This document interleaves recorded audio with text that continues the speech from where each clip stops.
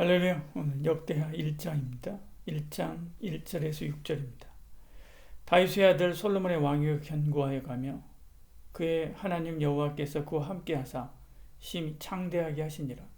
솔로몬이 온 이스라엘의 천부장들과 백부장들과 재판관들과 온 이스라엘의 방백들과 족장들에게 명령하여 솔로몬이 온 회중과 함께 기브온 산당으로 갔으니 하나님의 회막 곧 여호와의 종 모세가 광야에서 지은 것이 거기 있습니다. 다윗이 전에 예루살렘에서 하나님의 교회를 위하여 장막을 쳐두었으므로 그 교회는 다윗이 이미 기럇 여아림에서부터 그것을 위하여 준비한 것으로 메어 올렸고 옛적에 훌의 손자 우리의 아들 부사렐이 지은 놋제단은 여호와의 장막 앞에 있더라. 솔로몬이 회중과 더불어 나아가서 여호와 앞 곧 회막 앞에 있는 놋제단에 솔로몬이 이르러 그 위에 1000마리 희생으로 번제를 드렸더라. 아멘. 솔로몬은 나라를 견고하게 세웁니다. 1절 이렇게 말씀합니다. 다윗의 아들 솔로몬의 왕위가 견고하여 가며 이렇게 말씀하죠. 견고하다라고 하는 말은 강하게 한다라는 뜻입니다.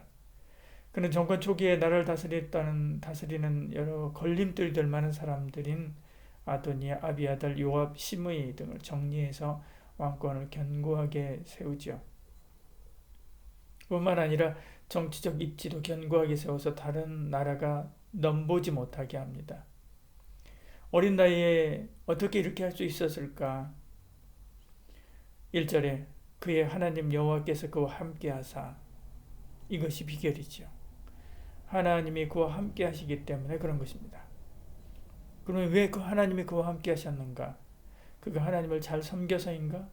예, 그럴 수도 있지만 이제 막 왕위에 오른 사람이니까 그의 면모를 보여줄 수 있는 것이 없었습니다. 그러니까 이는 그가 신앙으로 나라를 다스려서 그런 것이 아니었다는 거죠. 사실은 하나님께서 다윗과 했던 언약 때문에 그런 것입니다. 12절 13절에요. 내 수완이 차서 내 조상들과 함께 누울 때 내가 내 몸에서 내 씨를 내 뒤에 세워 그의 나를 견고하게 하리라. 그는 내 이름을 위하여 집을 건축할 것이요 나는 그의 나라 왕위를 영원히 견고하게 하리라. 이렇게 말씀하죠. 그러니까 은혜지요. 받을 자격이 없는 자에게 주시는 하나님의 은혜입니다. 오늘 우리도 이런 은혜를 받았습니다. 예수 그리스도께서 주신 새 언약 때문에 우리가 구원받은 하나님의 자녀로 복되게 사는 것이지요. 그 은혜를 안다면 더 감사한 마음으로 주께 나아가야만 합니다. 솔로몬이 그랬습니다. 그는 이스라엘의 지도자들을 모아 기브온에 올라가 1000번제를 드리지요. 감사한 마음으로 전무후무한 감사의 제사를 드린 것입니다. 그때 하나님께서 그에게 나타나 원하는 것을 구하라라고 말씀하지요. 7절에 그날 밤에 하나님께서 여호와께 솔로몬에게 나타나 그에게 이르시기를 내가 내게 무엇을 주랴 너는 구하라 하시니 이렇게 말씀합니다. 하나님은 다 아십니다. 그의 마음과 생각, 필요와 장래의 일도 다 아십니다. 그런데도 구하라 말씀하죠. 하나님은 알지만 그는 모르기 때문입니다. 솔로몬은 하나님의 마음에 딱 맞는 기도를 드리죠. 주님이 주신 왕직이라고 하는 사명을 감당할 지혜를 달라라고 구한 것입니다. 이것을 보신 하나님이 기뻐하십니다. 이 기도에 응답하신 뿐만 아니라 부와 귀를 더했다. 12절에 이렇게 말씀하고 있는 것을 보죠.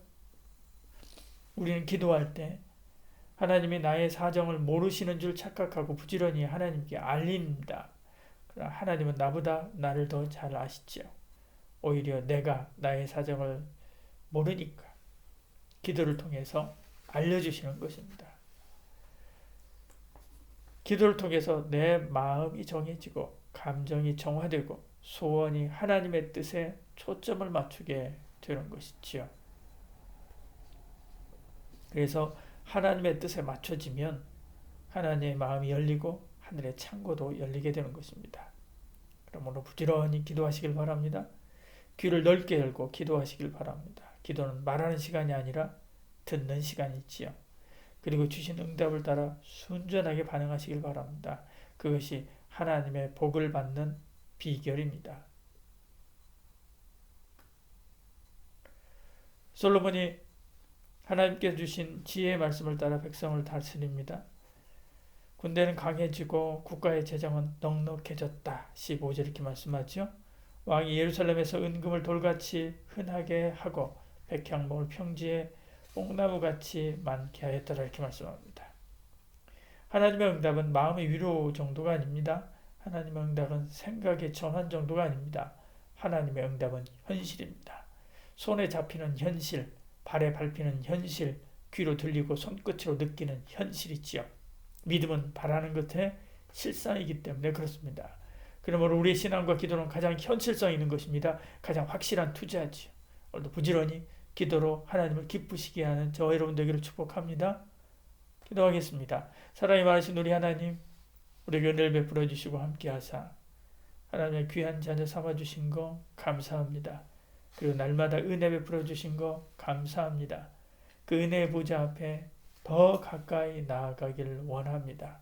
우리를 붙잡아 주시고 우리를 이끌어 주시고 인도해 주시옵소서.